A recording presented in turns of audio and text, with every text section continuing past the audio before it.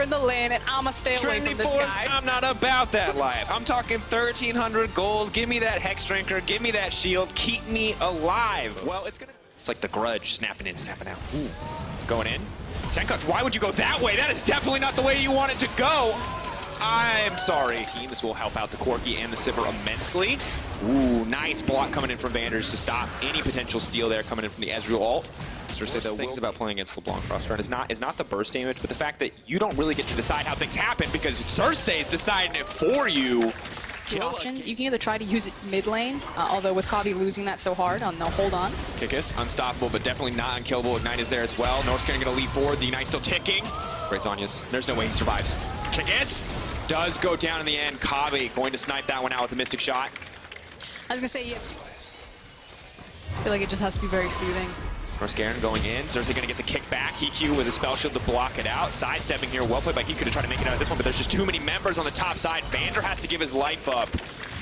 Well played by the Splyce lineup. Herald comes in bot side though. Tower, they may look to grab another tower too. Immediately you see the Aatrox backing up to try to stop the second tower from going down.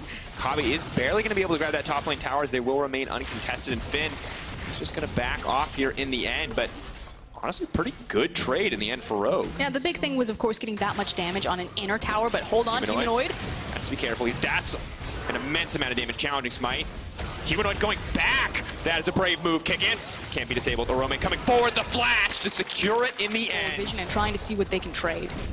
Orome playing very far forward here, trying to do his best to clear out the wave. The tower will still go down. Splyce trying to get one for themselves. To grab this tower. Finn terrified to approach here. Only has armor and health in terms of effective stats to resist the LeBlanc. Oh no. Comes Cersei. Finn with an objective, trading the tower for a Drake here in the end.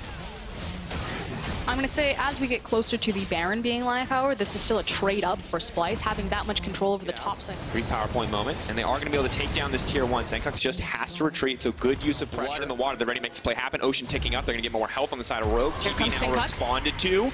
Pike goes in, they may just look to get the resets here. Pike starts popping off, it's going to be a big fight. Senkux and EQ, the guys you have to keep your eye on. Humanoid trying to find a way onto the back line. Unbreakable now already burned, but Orome has found the kill onto Senkux. That's going to be a big one. Vander is next. Double kill now coming in. Pike on the chase. Flash out from Olaf is going to stop the resets there. Northscan's going to have to back off. Has to be careful. Dashes out to safety. Finn now in trouble as Kabi starts to chase him down. The flash over the wall. Kabi's going to do so much damage here. The double kill. Very strong. Even Archangel Staff, of course, much stronger once it turns into Seraphs, but even once you get that AP scaling, it's good. But Cersei, where are both junglers going? That's not your team. He still manages to make it out, though. Kickus is now going to die, too. This is a mess. Finn now running for his life. Has to retreat. The rest of Splyce now chasing. Finn caught out. Senkux, no package available. Maybe wants to get something done here, but just walks up and now wants to keep it going. Does trade the 1-for-1. Humanoid now trying to finish off Senkux. Pike ulti comes in. No chance for the Hex Drinker to do anything. Infernal goes in favor of Splyce, ladies and gentlemen. I am not sure what we just witnessed. That is... Humanoid now trying to find a flank. Hiku, Vander, desperately trying to get something. Northscan peeking in. Kickus on the way. Chasing forward. Baron at 4K. It's going to start to heal up again. Hiku immediately deleted. Vander facing the wrong way. Kabi just going to move for the kill. Is going to go unstoppable. Northscan retreating as the Baron almost finished. Does have the ult. He can run face first to the pit. Very difficult to contest at least in on the steal. Even more difficult if you're dead. Kickus is dead.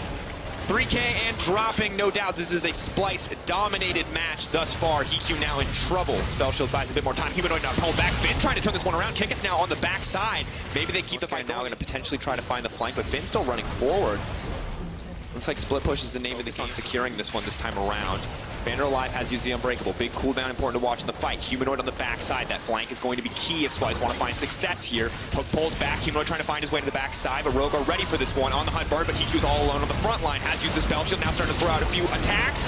Orome, though, getting the reset. Splyce now Kabi going godlike, pulling back. Finn coming in, trying to look for the reset. We'll get the fear in the middle of the team. Senkux finally finding a kill to shut down on the Kabi. Northscan desperately trying to find the retreat. Rogue are winning the fights. The gold deficit does not matter when you are getting outplayed. Northscan finding it onto Hiku, but immediately the carries are falling left. Comps that were good at going to the late game very frequently. This time around, they do not have a comp that is really great in the late game, short of LeBlanc. Bunch of damage, and if Kabe is able to land these skill shots, he's still going to shred through this team. It's just harder to do. One man on the front lines finds Humanoid once again. Gets the ulti on the LeBlanc. This champion should never get caught, but yet again, Finn finds a way. He will give his life, though, in the exchange. Cersei now going to go down too. Rogue definitely winning the fight. Kaveh needs to slowly play this one out. Retreat and poke. Fishing though, on the AD carry. A lot of burst comes in from the Ezreal, trying to cut down Kikis. Arome zoning out, Senkuks on the backside, but Hikyu, he's the crit AD carry. He wants to get another one. Northscaron finds the kill. He's turning this one back. It is Hikyu versus the world. He needs to kill Kaveh, but no, Northscaron coming in, waiting for that spell shield. Ace coming out for Splyce. A messy fight, but they reign supreme in the end. And finally, it's the execution that Splyce needed on the team fight. Now they can grab the Baron, and it has been 4 attempts at this Purple Worm, virtually throwing the game entirely back in Rogue's favor, but Splyce finally make the clutch break at 35 minutes exactly. They will take it down. But he has looked incredible. 5-2-6 his scoreline. Finn, though, now running forward. Kaveh needs to be careful. Trying desperately to find the Ezreal. Gonna find the knock to disengage. Rogue have to be careful here. Splyce definitely have the advantage in the fight at this stage as it continues to extend. Northscaron now wants to fish for more. Has used the ulti, though, and immediately turned on. Cannot underestimate that. Mistake on the ult now costs him. Arome is going to use the initial revive. Humanoid's fishing. Just take the tower, boys. TQ level 16, though, is in a strong spot if they continue the fight, but Splyce is just going to siege this one up. Ezreal does so much damage to these towers. They need to take as much as possible here because, again, this is getting scaling, as always, just the burst from his 3 skills together onto a single champion is incredible. I mean, his ability to 100-0 together, fight front to back, whereas Splyce truly are the serpent in this case. They're just trying to figure out where they want to attack, how they find an exposed flank. 4 legs. Splyce are definitely just trying to tie the whipcord around over and over and get them to trip, and they may have just tripped Hikyu. Whoa! Good night! Gets him with the Ezreal. Of course, they all not connecting, so Northscaron will not get the reset, but that is huge. Taking out Hikyu now means Splyce are in control. They really want to end the game in this death timer window. Massive pick to keep this game forward.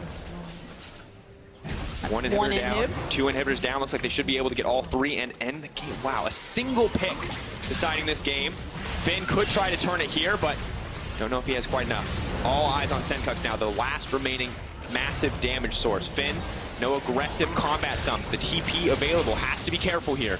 Splyce slowly chipping away at their opponents. All 3 inhibitors down. The Baron buff backing them up. They won't have the supers, but they have a ton of cannon minions. 1 tower stands left in their way.